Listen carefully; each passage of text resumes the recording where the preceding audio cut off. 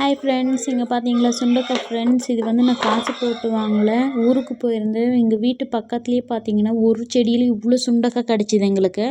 இதுவே நம்ம சிட்டி சைடெல்லாம் வாங்கணுன்னு பார்த்தீங்கன்னா கூகுளில் சர்ச் பண்ணி பார்த்தேன். நான் 400-500 போட்டிருக்காங்க இந்த சுண்டக்காவை. சரி வாங்க எப்படி பண்ணலான்னு பார்க்கலாம். முதல்ல வந்து நான் குக்கரில் பருப்பு எல்லாம் சேர்த்து வச்சுட்டேன். இது வந்து 2 உடச்சி முதல்ல கழுவிக்கணும் ஃப்ரெண்ட்ஸ். 2 உடச்சா போதும் இந்த அளவுக்கு. இது உடச்சி எடுத்துக்கிட்டால் ரொம்ப கசப்பு இருக்காது ஃப்ரெண்ட்ஸ். பாருங்கள், பருப்பு வேக வைக்க போகிறேன் நான் இப்போது. அதுக்கு தேவையான காய்கறி வந்து நான் கட் பண்ணி வச்சுக்கிறேன் ஃப்ரெண்ட்ஸ். பாருங்கள், கத்திரிக்காய் உருளைக்கிழங்கு தான் நான் எடுத்திருக்கேன். இது வந்து ரொம்ப நல்லது ஃப்ரெண்ட்ஸ். காட்டில் கூட கிடைக்கும், ஆனால் அது வந்து இன்னும் ரொம்ப கசப்பாக இருக்கும். அதை வந்து சாப்பிடவே முடியாது, அந்தளவுக்கு கசப்பாக இருக்கும். கசப்பாக இருந்தாலுமே அவ்வளோ அந்தளவுக்கு டேஸ்ட்டாகவும் இருக்கும். அது பருப்பு வந்து விசில் வந்துருச்சு. காய்கறியும் நான் கட் பண்ணி வச்சுட்டேன். இது வந்து காய வச்சுட்டு வந்து வத்தலை மாதிரி கூட செய்வாங்க, அதெல்லாம் எனக்கு தெரியாது. நான் வந்து பருப்பில் போட்டு தான் செஞ்சிட்ருக்க குழம்பு. வந்து நிறைய பேர் மசாலா வைப்பாங்க, அதெல்லாம் எனக்கு தெரியாது ஃப்ரெண்ட்ஸ். நான் எனக்கு தெரிஞ்ச மாதிரி வச்சுருக்கேன். பாருங்கள், பருப்பு குழம்புக்கு வேக வச்சுக்கிட்ட மாதிரி நான் இதெல்லாமே எடுத்து வச்சுக்கிட்டேன். இது வந்து மசிச்சுக்கலாம். நாம் நல்லா வெந்திருக்கு பருப்பு. பாருங்கள், வச்ச உடனே எப்படி நசுக்குது அப்படின்ட்டு. ஓகே ஃப்ரெண்ட்ஸ், இந்த அளவுக்கு நான் மசிச்சு வச்சுருக்கேன். இனிமேல் தாளிச்சிக்க வேண்டியதாக குழம்ப தாளிச்சிக்கலாம் வாங்க ஃப்ரெண்ட்ஸ். பாருங்கள், இந்தளவுக்கு கழுவி எடுத்துக்கிட்டேன். விதை வந்து போகிறதுக்காக நான் ஒரு 5 டைம் தண்ணி ஊற்றி கழுவிருக்கேன் ஃப்ரெண்ட்ஸ். அப்போ தான் அந்த க்ளீனாக அந்த விதையெல்லாம் போகும். இல்லைன்னா விதை இருந்துச்சுன்னா ரொம்ப கசப்பாயிரும் ஃப்ரெண்ட்ஸ், குழம்பு சாப்பிட முடியாது. க்ளீனாக கழுவி எடுத்துக்காங்க முடிஞ்ச அளவுக்கு.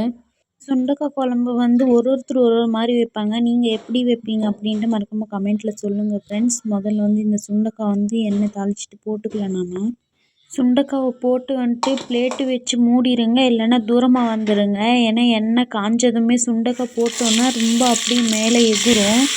ஏன் அப்படி சொல்கிறேன்னா, நம்ம ஏற்கனவே அது தண்ணியில் தான் கழுவி இருக்கும். அதுவும் இல்லாமல் பச்சையாக வேறு இருக்குமா, எண்ணெயில் போட்ட உடனே அது ரொம்ப அப்படியே பொரிஞ்சு வர்ற மாதிரி வரும். பாருங்க ஃப்ரெண்ட்ஸ், நான் உப்பு சேர்த்துக்கிட்டு அதுலேயே மிக்ஸ் பண்ணிக்கிறேன். இதோட காய்கறியுமே சேர்த்துக்கலாம். நாம் இந்த குழம்பெல்லாம் எனக்கு ரொம்ப வைக்க தெரியாது ஃப்ரெண்ட்ஸ். எங்கள் அம்மா செஞ்சுருக்காங்க, பார்த்துருக்கேன். ஆனால் இது வரைக்கும் நான் செஞ்சது கிடையாது. சுண்டக்காய் குழம்பு வந்து ஃபஸ்ட் டைம் நான் வைக்க போகிறேன். யூடியூப்பில் பார்த்து செய்யலான்னு அவங்க எதேதோ சொல்லுவாங்க. அந்த பொருளெல்லாம் போடுற அளவுக்கு ஒன்று இருக்கும், ஒன்று இருக்காது. அதனால் என்கிட்ட இருக்கிறத வச்சு நான் செஞ்சிட்ருக்கேன் ஃப்ரெண்ட்ஸ். புளி வந்து கொஞ்சமாக உங்களுக்கு தேவையான அளவுக்கு ஊற வச்சுக்கோங்க. எனக்கு வந்து கொஞ்சம் புளிப்பாக தான் இருக்கணும், அப்போ தான் எனக்கு பிடிக்கும். புளிப்பு காரம் எல்லாம் எனக்கு கரெக்டாக இருக்கணும். ஸோ அதனால நீங்கள் எவ்வளோ வேணுமோ அவ்வளோ எடுத்துக்கோங்க. இது வந்து பழைய புளி ஃப்ரெண்ட்ஸ். எவ்வளோ கருப்பாக இருக்குது பாருங்கள், ஆனால் டேஸ்ட்டு சூப்பராக இருக்கும். இங்கே பாருங்கள், கலரே சேஞ்ச் ஆயிடுச்சு. நம்ம இருந்தாலுமே மஞ்சத்தூள் அது இது போட்டோன்னா கலர் இன்னும் சேஞ்ச் ஆயிடும் ஃப்ரெண்ட்ஸ். புளியெல்லாம் வந்து நான் கடையிலலாம் வாங்க மாட்டேன், எங்கள் செடியிலே இருக்கும். அந்த மரத்தில் பறிச்சிட்டு வந்தது தான் பழைய புளி இன்னும் நான் வச்சிட்ருக்கேன். தேவையான தண்ணியும் ஊற்றிக்கிட்டு கரெக்டாக உப்பு காரம் எல்லாம் கரெக்டாக இருக்கான்ட்டு பார்த்துக்கோங்க ஃப்ரெண்ட்ஸ் ஒரு டைமு. சாம்பார் தூள் வந்து எங்கள் அம்மா வீட்டிலேருந்து செஞ்சு கொடுத்துருந்தாங்க, அது வந்து காலியாகிடுச்சு. நான் வந்து கடையில் வாங்கினது தான் இப்போ போடுறேன் ஃப்ரெண்ட்ஸ். பாக்கெட் வாங்குறத விட வீட்டில் செஞ்சு வச்சுக்கிட்டால் ரொம்ப நல்லது, டேஸ்ட்டாகவும் இருக்குது ஃப்ரெண்ட்ஸ். கொத்தமல்லி தழை வச்சுருக்கேன், அதையுமே போட்டுக்கலாம். கொதித்து வந்துட்டுருக்கு குழம்பு. பாருங்கள், நல்லா கொதித்து வந்துருச்சு. நீங்கள் நினைக்கலாம், என்னடா 2 பேருக்கு இவ்வளோ பெரிய டேக்ஸில் செஞ்சிட்ருக்கா அப்படின்ட்டு. இது வந்து எனக்கு மட்டும் இல்லை, எங்கள் அக்காவுக்கும் சேர்த்து நான் கொடுத்து அமுச்சு விட்ருவேன். ஏன்னா எங்கள் வீட்டு பக்கத்துலனா கொஞ்சம் தூரமாக இருக்காங்க, அவங்களுக்கும் சேர்த்து நான் கொடுத்துட்ருவேன் ஃப்ரெண்ட்ஸ். சாப்பாடு பார்த்திங்கன்னா எங்கள் 2 பேருக்கும் வச்சுருக்கேன், அது வந்து வடிக்கணும். அரிசி வந்து ரேஷன் அரிசி தான் வச்சுருக்கேன் ஃப்ரெண்ட்ஸ். ரேஷன் அரிசி எனக்கு ரொம்ப பிடிக்கும்.